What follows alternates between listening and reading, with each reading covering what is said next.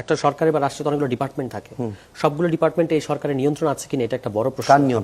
আপনি প্রথম আলোর ঘটনাটা তো দেখেছেন যে এটার ক্ষেত্রে সরকার, এবং আমরা কিন্তু অভিযোগ করেছি যে এটা সরকারের ভেতরে একাংশের ইন্ধন থাকতে পারে। এর বাইরেও লোকাল পর্যায়ে আপনি যে আজকে সার্ক ফোয়ারার এখানে আপনি যে হত্যাকাণ্ডটা এরকম প্রকাশ্যে ঢাকা শহরের মধ্যে মেরে ফেলা যাচ্ছে, গ্রামেও আমার গ্রামে ধরেন এরকম একজন হিন্দু ব্যবসায়ীকে গুলি করে মেরে ফেলা হয়েছে, কারা করতেছে এটা কিন্তু বেরোচ্ছে না। আবার ধরেন আজকে একজন হিন্দু, আমাদের এলাকার একজন হিন্দুকে অযথা, একেবারে অযথা তাকে একটা জুলাইয়ের একটা ভুয়া মামলায় আপনার অ্যারেস্ট করা হয়েছে। কেন? তিনি আমার হয়ে একজনের কাছে দোয়া চেয়েছেন, এবং এইটার নামগুলো কিন্তু যেটা আমরা গ্রামের ভাষা বলে কিলিক লাগানো, এই কিলিকগুলো কিন্তু লাগাই হচ্ছে অন্যান্য দলের। আপনি এটা আন্দাজ করতে পারবেন যে কারা সাধারণত এই কাজগুলো করে। আমার দল করে বলে আমার দলের এক কর্মীর ভাইকে গতকাল বেদম প্রহার করা হয়েছে। এগুলো ঘটতেছে প্রশাসনের সামনে, এখনই ইলেকশনের আগে, তো ইলেকশনের পরে তো ঘরেই থাকতে দিবে না ভাই, এরকম একটা অবস্থা তৈরি করা হয়েছে। তার মানে এই যে আপনি বললেন না যে ভাইরাও বলতেছেন যে অস্ত্র উদ্ধার অবশ্যই করা দরকার, এটা একটা চালু কথা হয়ে গেছে।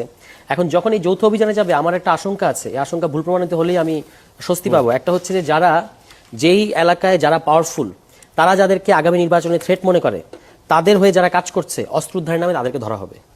এক, দুই হচ্ছে কিছু নিরীহ আওয়ামী লীগের আছে এলাকায় সত্যি, যারা কোনো মামলা নাই, যাদের কোনো পদ নাই, আওয়ামী লীগ সমর্থন করেছে কিন্তু তাদের পালানোর কোনো জায়গা নাই, এদেরকেও ধরা হবে। কিন্তু যারা আসলে এই নির্বাচনের জন্য থ্রেট তৈরি করবে, আমি তো ধরেন আমার এলাকার নাম ধরে সন্ত্রাসীগুলোর নাম বলে দিতে পারবো, এবং আমি এটা চ্যালেঞ্জ করবো যে পুলিশের তাদেরকে ধরার কোনো, তাদের অডিও রেকর্ড আছে যে আমরা শর্ট গান নিয়ে আসছি এলাকার মধ্যে, আগামী নির্বাচনে কিভাবে অন্য কেউ পায় আমরা দেখে নিব। এগুলা আমরা পুলিশ প্রশাসনকে কাছে দিয়েছি। পুলিশ প্রশাসনের কি এই সেই আছে, গার্ডস আছে, বা প্রশাসনিক সেই আপনার এখতিয়ার আছে যে তাদেরকে ধরবে? পারলে আপনি তাদেরকে ধরে দেখান। এরা বিশেষ বিশেষ দলের চিহ্নিত সন্ত্রাসী, ঠিক আছে?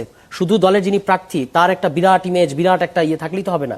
আপনি পালেন সব সন্ত্রাসী, তো এই সন্ত্রাসীদেরকে আপনি ধরতে পারছেন কিনা এটা হচ্ছে ইস্যু। আদারওয়াইজ দেখা যাবে যে ধরা হবে। এই যে ধরেন আমি যে উদাহরণ দিলাম যে ঘটনাটার, এইখানে ক্লিকটা তো লাগালো আরেকজন, কিংবা আপনার এই যে আমার দল করে বলে আরেকজনকে, ক্লিয়ার, অনেকটাই ক্লিয়ার। ঘটনাগুলো কিন্তু ঘটবে, আমরা আশা করি